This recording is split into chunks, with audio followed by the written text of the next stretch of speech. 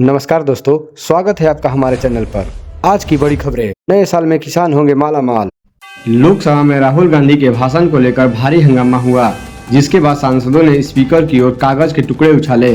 Speaker ने कार्रवाई स्थगित की और चमरा किरण रेड्डी सहित 8 सांसदों को निलंबित कर दिया। यह घटना पूर्व सेना मनोज नरवणे की किताब के उद्धरण पर राहुल गांधी के बोलने के दौरान हुई, जिससे संसद में कई बार व्यवधान आया।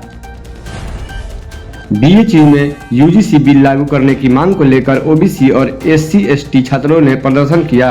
छात्रों का कहना है कि यह बिल उच्च शिक्षा में समानता, अवसरों में वृद्धि और सामाजिक न्याय सुनिश्चित करेगा। विश्वविद्यालय के विश्वनाथ मंदिर के पास हुए इस प्रदर्शन के दौरान पुलिस बंद तैनात किया गया। छात्रों ने बिल को जल्द पारित करने की अपील की और मांगे पूरी न होने तक आंदोलन जारी रखने की बात कही। बिहार सरकार ने अपने बजट 2026 में किसानों को बड़ी राहत दी है।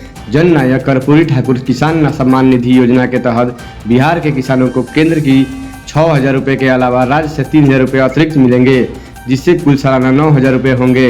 हालांकि केंद्र सरकार की पीएम किसान राशि में अभी कोई आधिकारिक बढ़ोतरी नहीं हुई है, लेकिन 22वीं किस्त फरवरी 2026 में अपेक्षित है। भारत के रूस से तेल न खरीदने के दावे पर रूस ने अमेरिका को जवाब दिया है।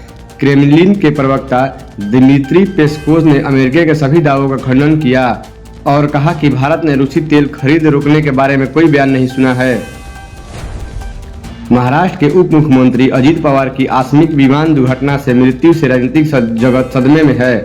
28 जनवरी को बारामती हवाई अड्डे के पास हुए इस हादसे में पवार समेत 5 लोगों की जान चली गई। उनकी पत्नी सुनित्रा पवार को पहले इस खबर पर यकीन नहीं हुआ, लेकिन एक लाइव वीडियो कॉल ने उन्हें जलते विमान का मलबा दिखाया। पवार मुंबई से बारामती चुनाव प्रचार के लिए जा रहे थे। अमेरिकी अय्याश जेफरी एप्स्टीन मामले में जारी एक नई फाइल से रूसी राष्ट्रपति व्लादिमीर पुतिन से जुड़े हजारों रहस्यमय मैसेज सामने आए हैं। इन दस्तावेजों से एक नई थ्योरी सामने आई है कि एप्स्टीन ने रूस से लड़कियां की तस्करी कर दुनिया का सबसे बड़ा हैनी टैप चलाया हो सकता है। ईमेल्स में पुतिन के साथ बैठकों और एप्स्टीन के रूसी वित्तीय प्रणाली के मदद दावे का जिक्र है, जिससे रूसी संलिप्तता पर सवाल उठते हैं। जम्मू कश्मीर के उधमपुर जिले के मजलता में सुरक्षा बलों और जैश के आतंकवादियों के बीच मुठभेड़ जारी है। खुफिया जानकारी के बाद 2-3 आतंकियों के छिपे होने की आशंका पर इलाके को घेरा गया है। सुरक्षा बल सघन तलाशी अभियान चला रहे हैं। यह ऑपरेशन जैश-ए-मोहम्मद के आतंकवादियों की मौजूदगी की सूचना पर आधारित है, जिससे सुरक्षा बल सक्रिय रूप से शामिल है। पीजीआई चंडीगढ़ के एक अध्ययन से पता चलता है कि आयुष्मान भारत योजना ने गरीब मजदूरों के लिए जटिल रीढ़ की सर्जरी को सुलभ बना दिया है। जनवरी 2023 से दिसंबर 2024 के बीच हुई कुल स्पाइन सर्जरी में से 67.3% योजनाओं के तहत की गई, जिससे स्वयं भुगतान करने वाले मरीजों की संख्या में गिरावट आई। यह योजना अब वित्तीय क्षमता के बजाय आवश्यक के आधार पर उपचार सुनिश्चित कराती है, जिससे अस्थायी विकलांगता से बचाव होता है। रांची में जनवरी-फरवरी 2026 के दौरान आत्महत्या के मामले चिंता का विषय बन गए हैं। अरगोड़ा सहित कई क्षेत्रों से दुखद घटनाएं सामने आई है, जिसमें नौकरी की अनिश्चितता, पारिवारिक तनाव और बीमारी जैसे प्रमुख कारण है।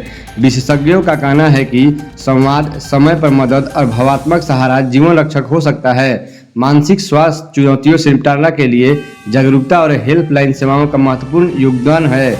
समस्याओं पर बात करना सबसे जरूरी है। कांग्रेस सांसद शशि थरूर ने भारत अमेरिका ट्रेड डील पर पारदर्शिता की मांग की है। उन्होंने कहा है कि भारतीय सामानों पर टैरिफ 18% कम होना सकारात्मक है, लेकिन सरकार को सौदे का विवरण देना चाहिए। थरूर ने केवल ट्रंप और मोदी के ट्वीट पर सवाल उठाते हुए कहा है कि विपक्ष को डील की पूरी जानकारी चाहिए, ताकि देश के लोगों को भी पता चले इसमें क्या है। अमेरिकी राष्ट्रपति डोनाल्ड ट्रंप ने गाजा और इजराइल के बीच सितंबर में संघर्ष विराम समझौता कराया था। 2 जनवरी को राफा क्रॉसिंग फिर से खुलने से यह योजना दूसरे चरण में पहुंच गई है। हमास के हथियार डालने से इनकार और गाजा के बड़े हिस्से पर इजराइल के नियंत्रण से योजना पर सवाल उठ रहे हैं। तालिबान ने अफगानिस्तान में गर्भ निरोधक दवाओं पर पूर्ण प्रतिबंध लगा दिया है, जिससे महिलाओं के स्वास्थ्य पर गंभीर असर पड़ रहा है। क्लिनिक बंद कर दिए गए हैं और डॉक्टरों को चेतावनी दी गई है। इस प्रतिबंध के कारण 80% महिलाएं कुपोषण, एनीमिया, रक्तचाप जैसी समस्याओं से जूझ रही है। महिला डॉक्टरों की कमी के चलते महिला घर पर ही प्रसव के लिए मजबूर हैं। पाकिस्तान के कराची में गैंगस्टर रहमान डकैत के बेटे जिब्रान को अवैध पिस्टल के साथ फिर से गिरफ्तार किया गया है। काला कोट पुलिस ने उसे पकड़ा। जिब्रान को अदालत अपराधी बताया गया है, जो पहले भी ड्रग तस्करी और अपहरण जैसे मामलों में शामिल था। इसके पिता रहमान डकैत लियारी के कुख्यात गैंगस्टर थे, जिन्हें 2009 में पुलिस ने मार गिराया था। गाजा और मिस्र के बीच रफा सीमा चौकी सीमित आवाजाही के लिए फिर से खुल गई है, जो इजराइल हमास युद्ध विराम की दिशा में एक महत्वपूर्ण कदम है। इजराइल ने मई 2024 में इस पर कब्जा कर लिया था। पहले दिन दोनों दिशाओं में 50 फिलिस्तीन को पार कराने की अनुमति होगी।